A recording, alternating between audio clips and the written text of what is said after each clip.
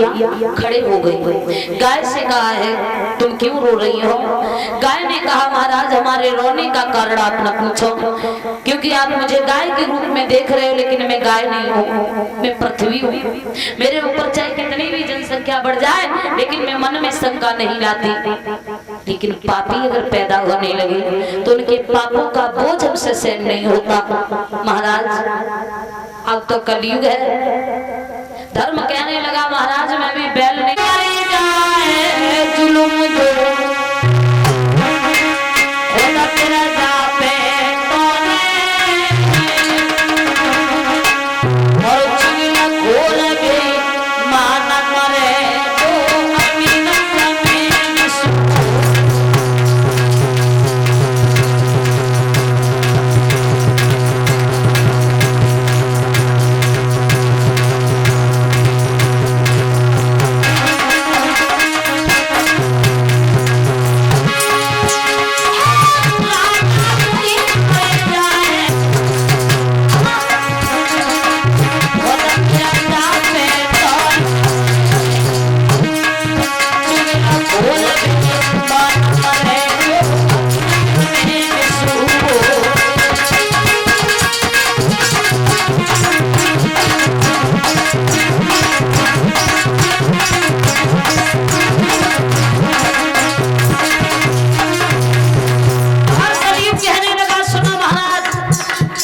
समाज कैसे कैसे लोगों की वजह से दूषित हो रहा है।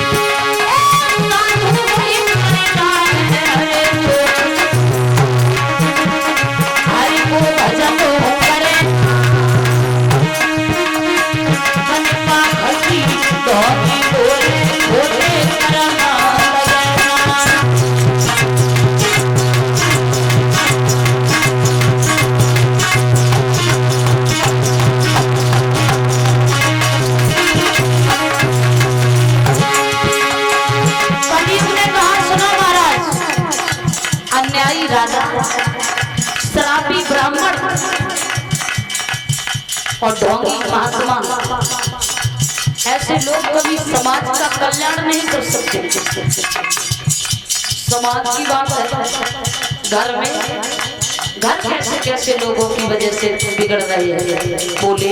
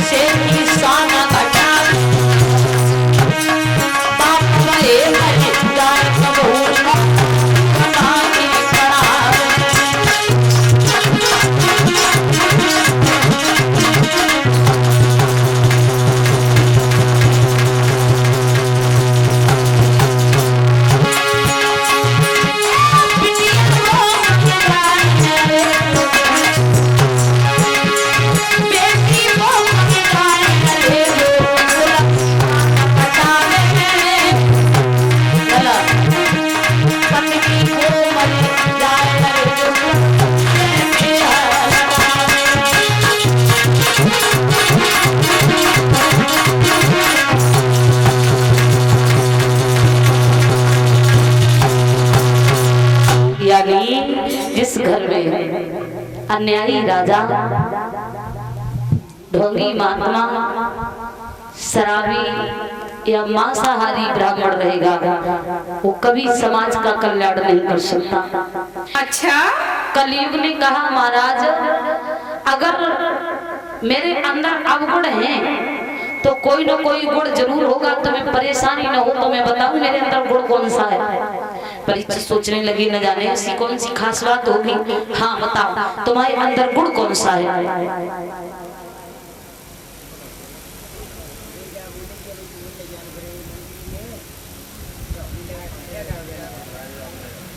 तो जाओ जाओ जाओ जाओ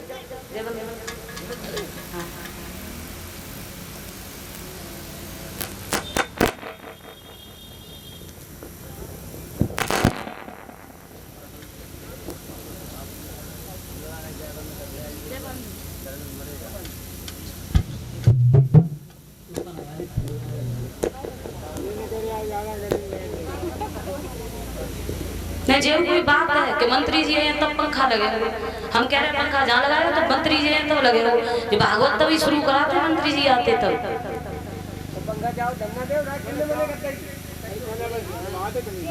बड़ा हद है।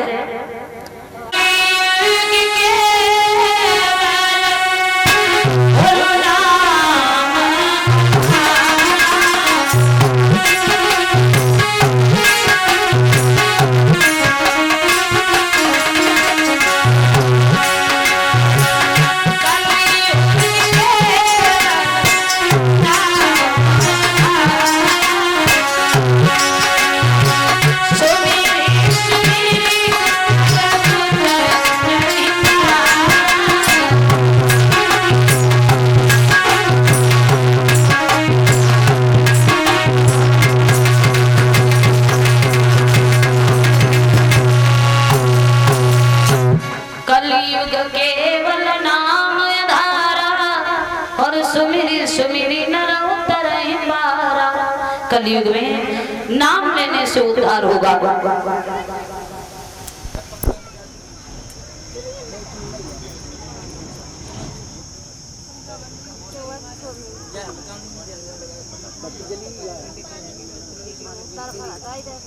अरे बल्लंग लगा दे वहाँ पे धरिया ऊपर ऊपर लगाएगा वहाँ पे।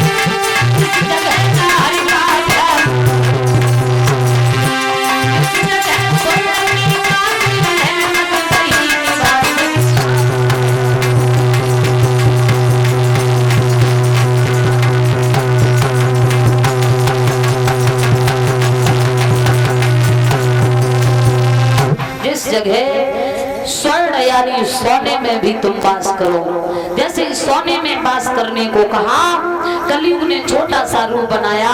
परीक्षित के सिर पे जो सोने का मुकुट था, उस मुकुट में कलयुग प्रवेश कर गया। बोल गोविंद भगवान की। आइए एक दो लाइन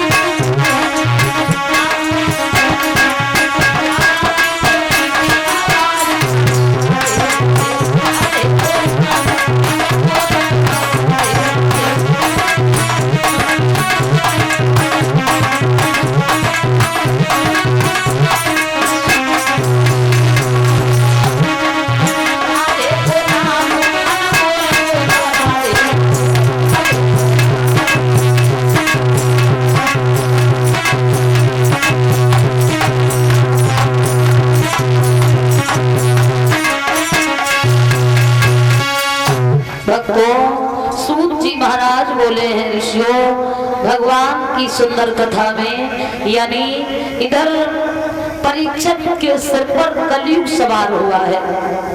जंगल में जहाँ शिकार खेलने के लिए गए थे, मन में विचार आया कि अब हमें घर चलना चाहिए, और जब घर की ओर लौटे हैं तो इन्हें रास्ता में प्यास लगी है।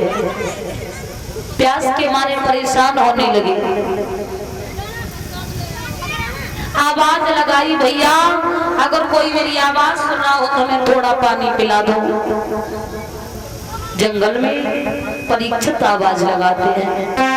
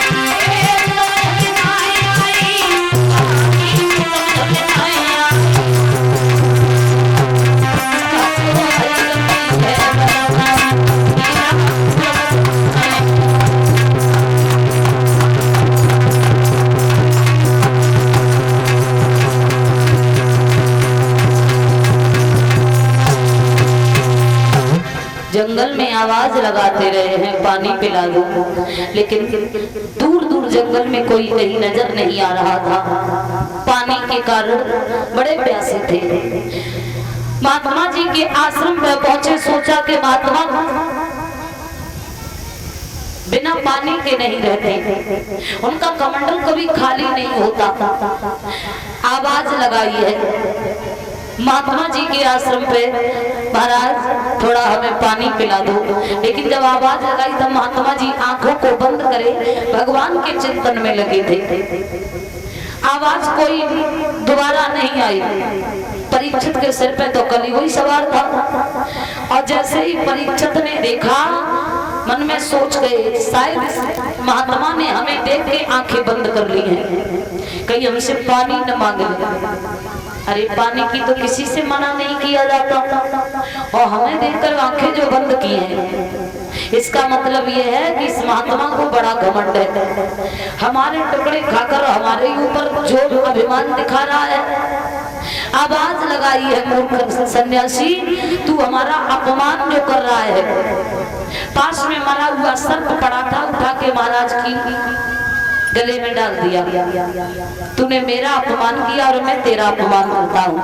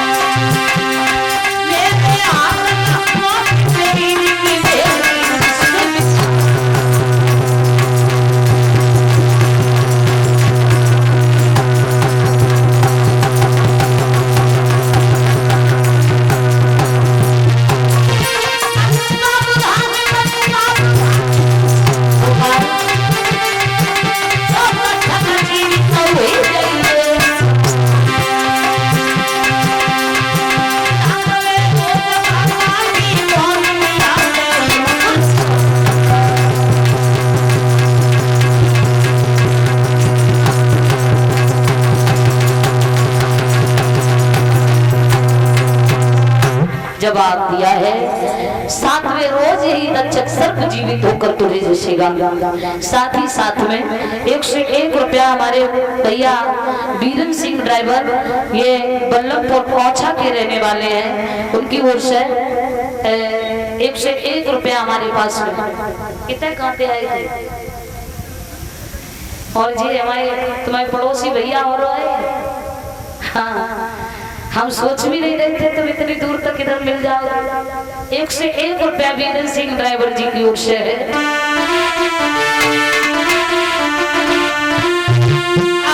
बीरन सिंह ड्राइवर जी ने रखो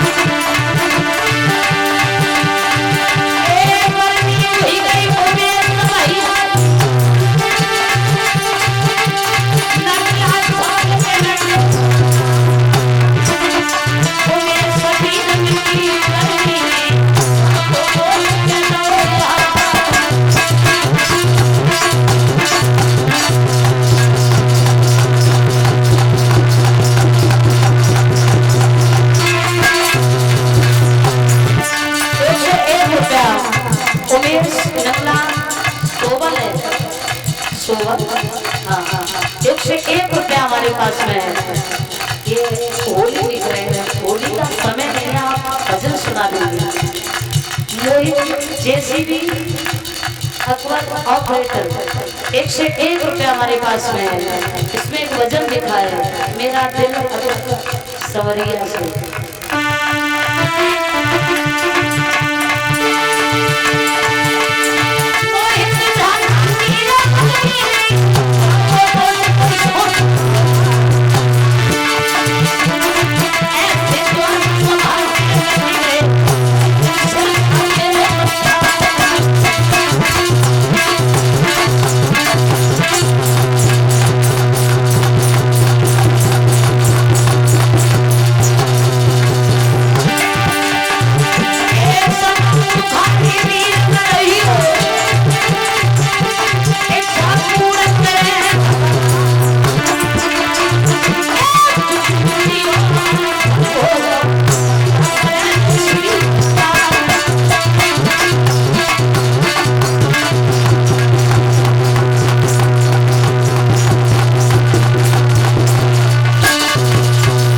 आइए कीर्तन बोल लेते हैं सभी लोग मिलकर के एक बार।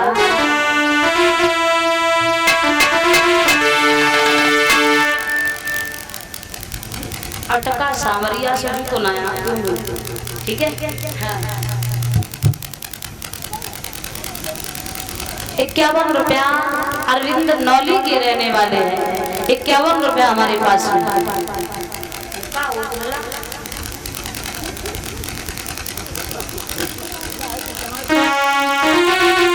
ताली बजा करके सब सभी माताएं बहनें बोलिएगा। दिल में रोले सावरिया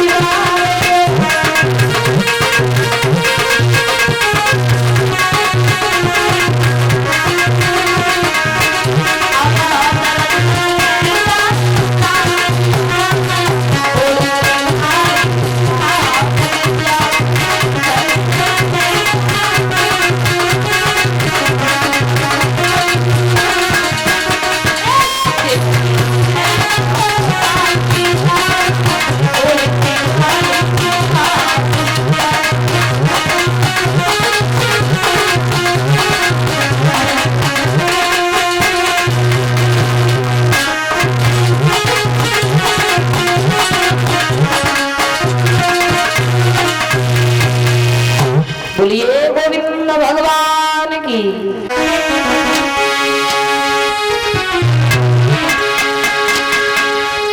एक बिना खाटू वाले, एक भगवान का भक्त खाटू श्याम जी के मंदिर में और भगवान के सामने बोला है बाबा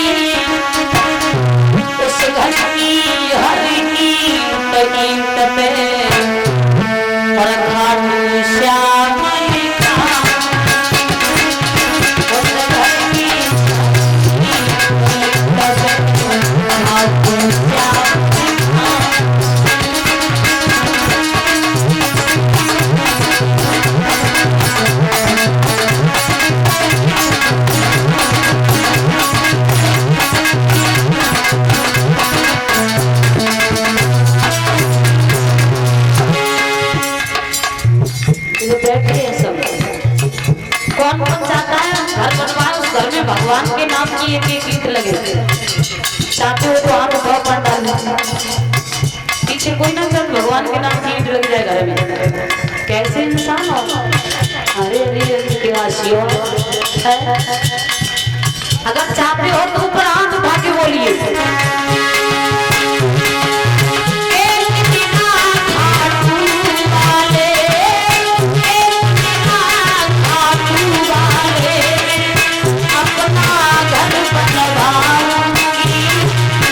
उस घर की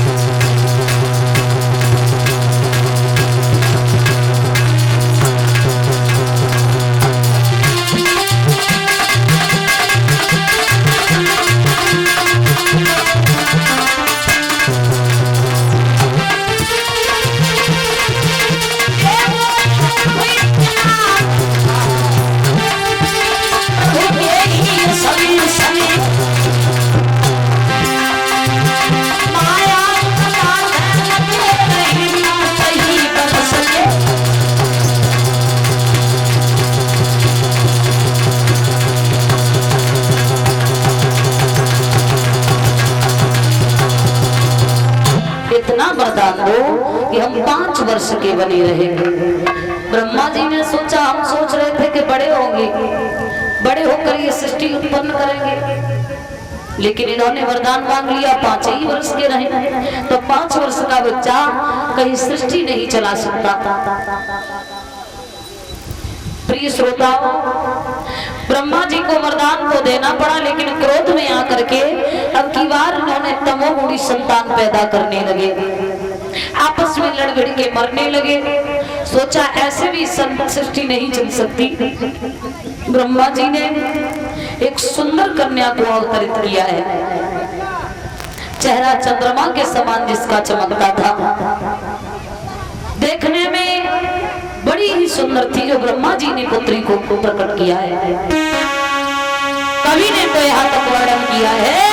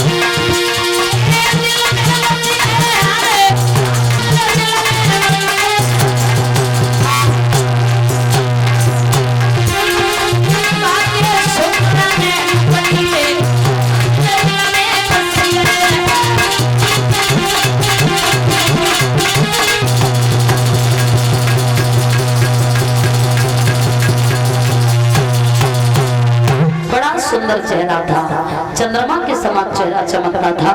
ब्रह्मा जी ने पुत्री पैदा की। एक दिन उस पुत्री का नाम सरस्वती रखा है। धीरे धीरे जब सरस्वती बड़ी हुई तो ब्रह्मा जी ने एक दिन मन में सोचा, इस प्रकार से सृष्टि नहीं चल सकती। कैसी आवाज होगी? केवल नर के द्वारा या केवल नारी के द्वारा सृष्टि चल नहीं सकती। सरस्वती मेरी पुत्री जरूर है, लेकिन इसे पत्नी रूप में रखकर हमें संतानें उत्पन्न होगी करनी होगी, तब सृष्टि चलेगी। नारद जी ने देख लिया, ब्रह्मा जी से कहा, महाराज आप पिता हो, सरस्वती तुम्हारी पुत्री है, अगर तुमने ऐसा सोचा तब भी पाप है। आगे आने वाले समय में पिता पुत्री का ये पवित्र रिश्ता कौन सी नजर से लोग देखेंगे, जरा सोच के देखो। बोले नारद महाराज,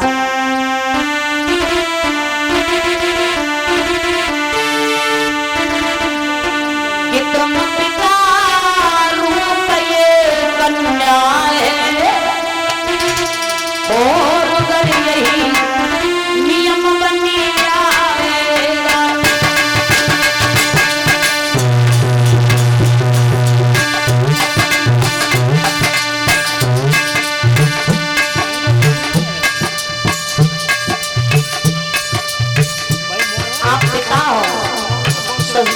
पुत्री है, अगर तुमने पुत्री को पत्नी रूप में रखने की सोची तो लोग बाप बेटी के रिश्ते पर उंगली उठाने लगेंगे।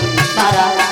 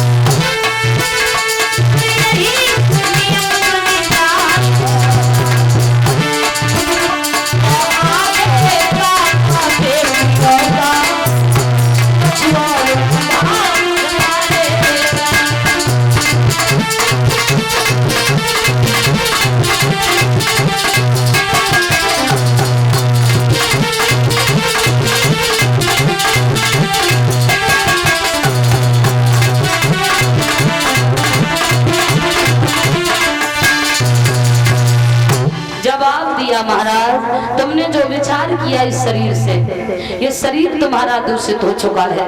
अगर तुम्हें सृष्टि चलानी है तो दाएं बाएं अंग से एक पुरुष और एक स्त्री प्रकट करो। उस समय ब्रह्मा जी ने पुरुष प्रकट किया है, इसका नाम स्वाभिमनु है, और सुंदर एक कन्या को प्रकट किया जो शत्रुपा नाम से जानी जाती है। स्वाभिमनु, मनु यानी मनु से ही मनुष्य की उत्पत्ति हुई है। स्वाभिमनु शत्रुपा के दो पुत्र हुए, उत्तानपाद और प्रियव्रत। उत्तानपाद राजा बने, प्रियव्रत जंगल में तपस्या करने चले गए।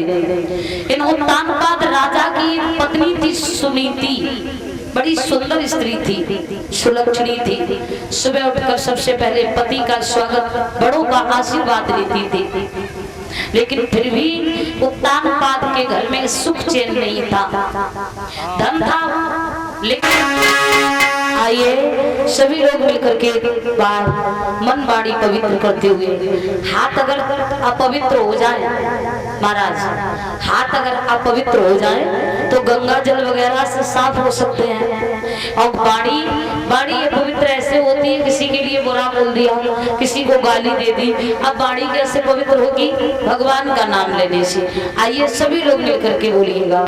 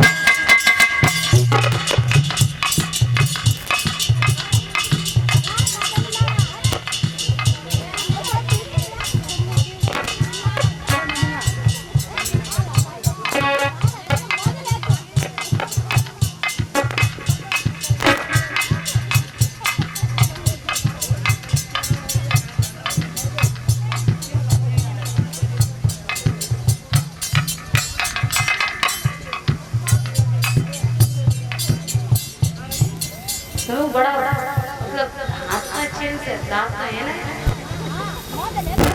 करते भाई हटा जाए करते। बोलिए गोविंद भगवान की। परीक्षित जी महाराज कथा प्रसंग कहाँ चल रहा था? माफ करना मैं इसलिए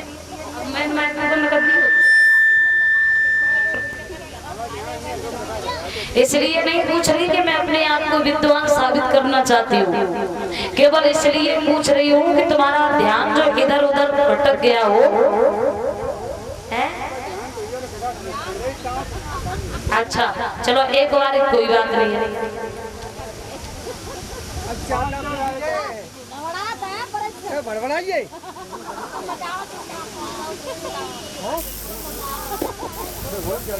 भागवत कथा का प्रसंग श्री सुखदेव जी महाराज बोले हैं परीक्षित से। उत्तानपाद राजा हुए हैं, यानी परमात्मा सर्व सुख किसी को नहीं देता। कोई किसी बात से दुखी है तो कोई किसी बात से दुखी है। किसी के पास धन है तो वो ज्यादा धन से दुखी है।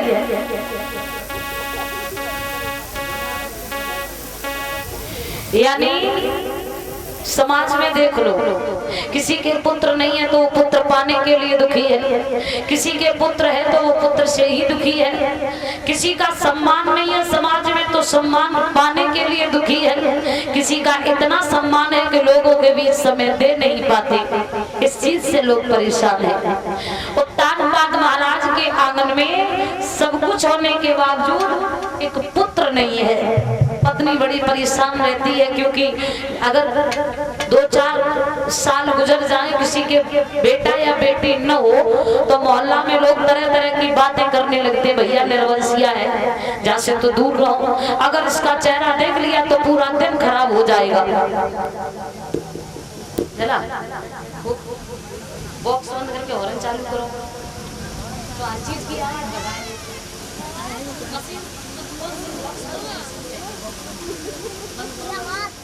हेलो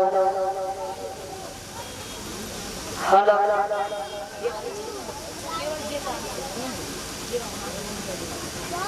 हेलो हेलो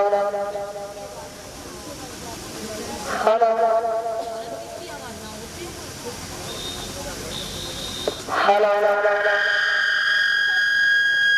हेलो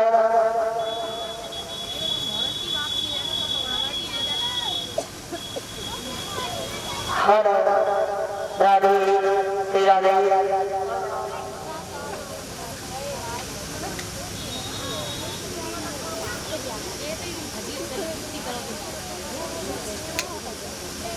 इसके मन दिखाओ। हेलो हेलो हेलो इधर किस किया ये बंद है देखिए। हेलो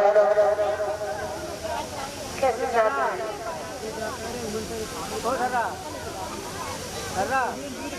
हमने केवल साउंड मांगा था। बता पहले छुआ नहीं, कल की बात है, आज होने से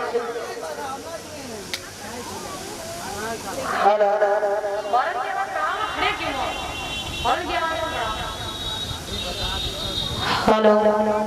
hello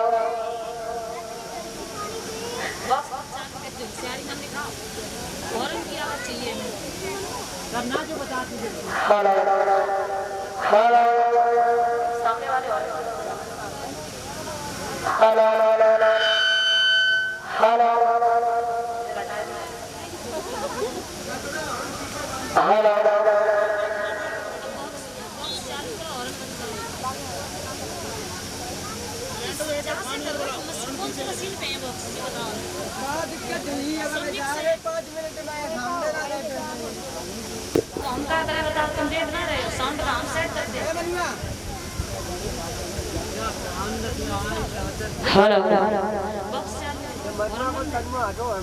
hello hello hello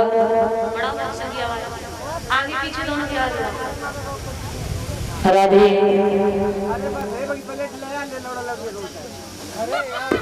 Radhe Shri Radhe hello Shri Radhe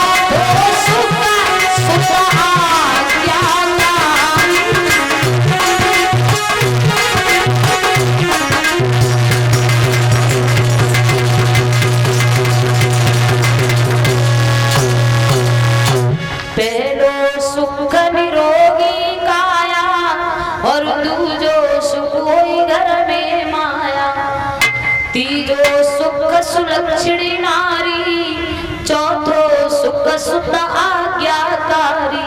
यानी पहला सुख शरीर निरोग है। शरीर अगर स्वस्थ है तो धन पास में हो अथवा न हो कोई फर्क नहीं पड़ता, कम से कम शरीर का तो सुख है। दूसरा सुख, पहले सुख निरोगी काया, दूजो सुख होए घर में माया। परिवार है, परिवार चलाने के लिए पर्याप्त धन भी घर में होना जरूरी है। तीसरा पत्नी